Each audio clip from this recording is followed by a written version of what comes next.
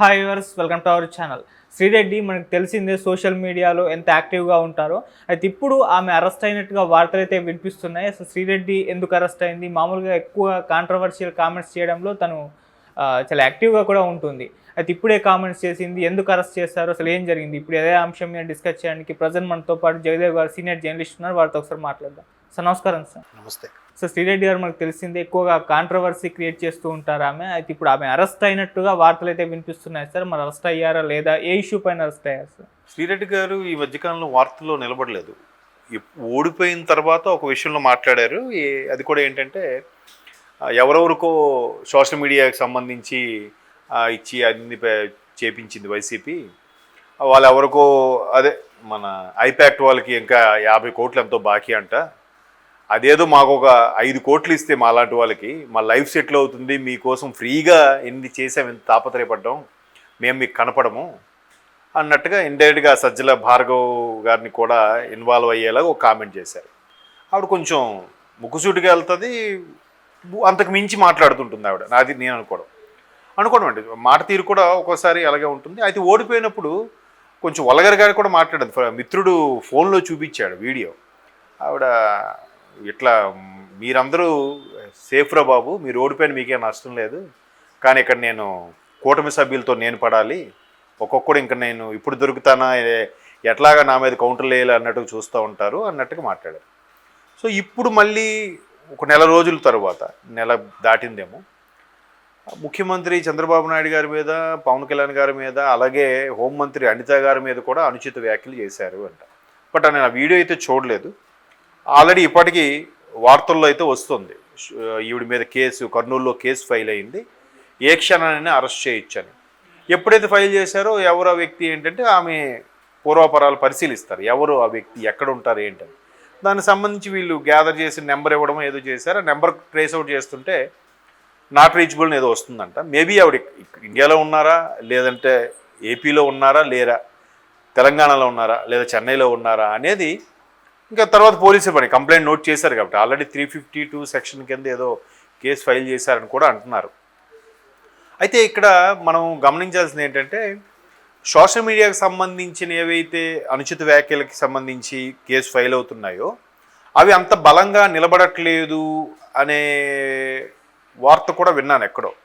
అంటే దాన్ని అంత సీరియస్గా పరిగణలోకి తీసుకోవాల్సిన అవసరం లేదు, వేరే ప్రెస్ మీట్ పెట్టి పబ్లిక్గా మాట్లాడితే ఓకే, కానీ పర్సనల్ పోర్టల్లో, పర్సనల్ లాగ్లో ఇట్లా మాట్లాడినప్పుడు కొంత ఇంపాక్ట్ ఉంటుంది. బట్ పూర్తిగా దాన్ని కోర్టు పరిగణలోకి తీసుకోదు అన్నట్టు కూడా విన్నాను.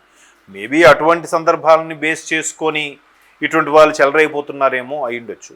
బట్ పదవిలో ఉన్నప్పుడు వాళ్ళని ఎందుకు ఊరికే కెలకడం? ఇప్పుడు కూటమి ప్రభుత్వం ఆల్రెడీ అరాచకాలు సృష్టిస్తుంది, అది ఇది అని చెప్తున్నారు జగన్మోహన్ రెడ్డి గారు. నిజంగా సృష్టిస్తే ఏ పాటికి కూటమిలో ఉన్న వైసీపీలో ఉన్న సగం మంది లోపలికి వెళ్ళిపోవాలి. ఎవరి మీద ఇంకా అరెస్ట్ ఏం అవ్వలేదుగా, ఎవరి మీద కేసు ఫైల్ అవ్వలేదుగా. ఒక్కొక్కటిగా నాయకుల విమర్శల్లో భాగంగా కూటమికి సంబంధించిన అధికార ప్రతినిధులు ప్రెస్ మీట్లు పెట్టిన సందర్భంగా మాట్లాడుతున్నారే తప్ప వాళ్ళ మీద కేసు ఫైల్ చేయట్లేదుగా. కేసు ఫైల్ చేస్తే ఇప్పటికి లోపల ఉండాల్సిన లేగా. చంద్రబాబు నాయుడు లాంటి వ్యక్తినే ఆ హెరిటేజ్ సంబంధించి ఏవో చేశారన్నట్టుగా కొత్తగా పత్రాలు సృష్టించి అరెస్ట్ చేశారే. ఈ వైసీపీ నాయకులను అరెస్ట్ చేయాలంటే సృష్టించక్కర్లే, ఒక్కొక్కటిగా బయటకు వస్తున్నాయి. ఎవరెవరినో తీగలాగితే ఇంకేదో డొంక కదులుతుంది, ఒక తీగకి ఆ డొంకకి కూడా సంబంధం లేనంతగా ఒక్కొక్కటి బయటకు వస్తున్నాయి.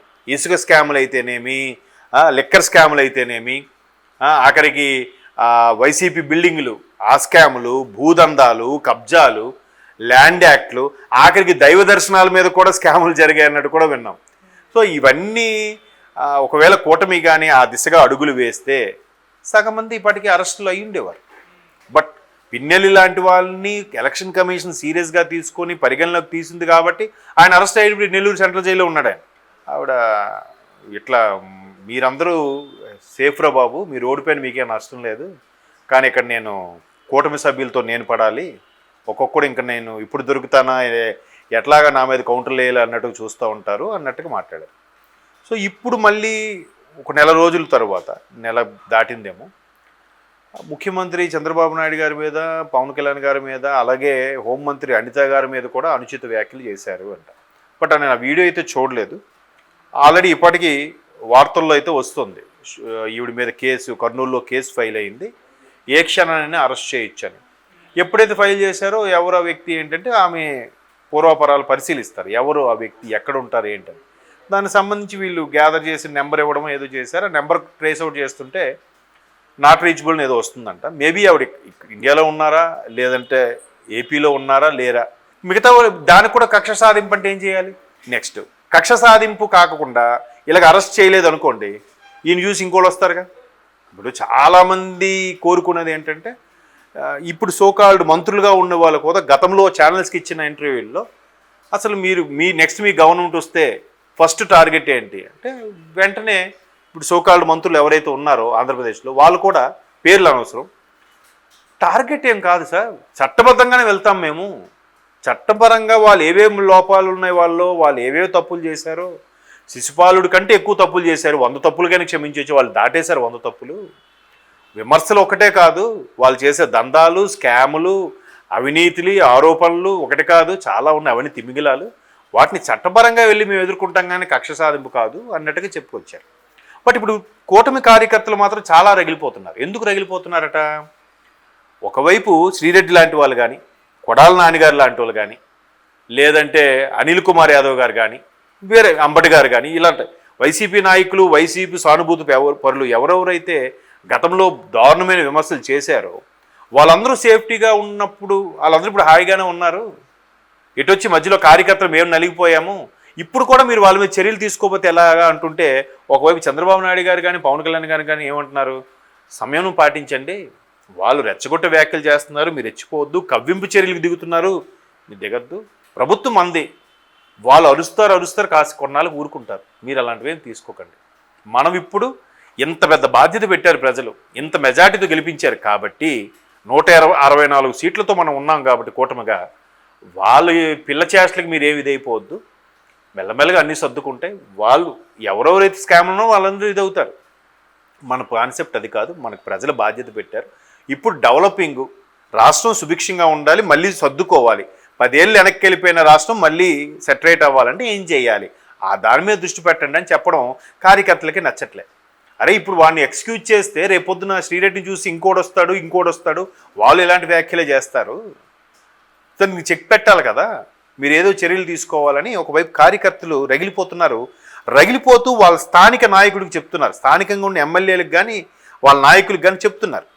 చెప్పినప్పుడు వాళ్ళు కూడా ఏమైనా చర్యలు తీసుకొని వాళ్ళు అన్ని ఓవర్ యాక్షన్కి ఏమైనా తీసుకుంటే వెంటనే చంద్రబాబు గారు కూడా చెక్ పెడుతున్నారట. మొన్న ఒక ఎమ్మెల్యే పేరు అనవసరం, అసలు ఇంతమంది ప్రజలతో ఎన్నుకోబడ్డాను, దగ్గర 60-70 వేల మెజార్టీతో గెలిచాను, నేనేం చెయ్యాలో నాకు తెలియదా, నా ప్రజలకి ఏది నచ్చుతుందో, నా ప్రజలకి ఏ విధంగా సదుపాయాలు కల్పించాలో నాకు తెలుసు. సో వాళ్ళు ప్రస్తుతానికి రగిలిపోయి ఉన్నారు, వాళ్ళు ఖచ్చితంగా వాళ్ళ మీద చర్యలు తీసుకోవాలంటున్నారు.